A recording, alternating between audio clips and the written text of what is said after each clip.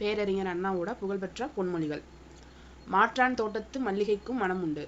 கத்தியை தீட்டாதே உந்தன் புத்தியை தீட்டு. வன்முறை இருபக்கமும் கூர் உள்ள கத்தியாகும். எதையும் தாங்கும் இதயம் வேண்டும். சட்டம் ஒரு இருட்டறை, அதில் வழக்கறிஞரின் வாதம் ஒரு விளக்கு.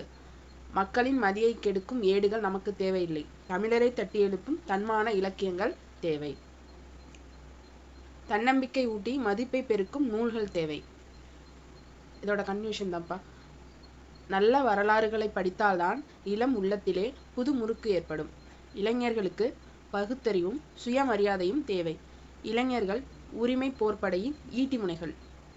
நடந்தவை நடந்தவையாக இருக்கட்டும், இனி நடப்பவை நல்லவையாக இருக்கட்டும். இதெல்லாம் அண்ணாவோட பொன்மொழிகள். திரும்ப பாருங்க. மாற்றான் தோட்டத்து மல்லிகைக்கு மனம் உண்டு. கத்தியை தீட்டாதே உந்தன் புத்தியை தீட்டு. இது ஒரு பாடல் கேட்டிருப்போம். வன்முறை இருபக்கமும் கூர் உள்ள கத்தியாகும். எதையும் தாங்கும் இதயம் வேண்டும். சட்டம் ஒரு இருட்டறை, இதில் வழக்கறிஞரின் வாதம் ஒரு விளக்கு.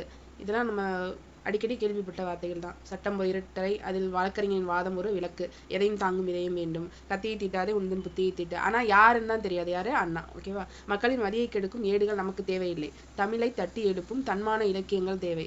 தன்னம்பிக்கை ஊட்டி மதிப்பை பெருக்கும் நூல்கள் தேவை.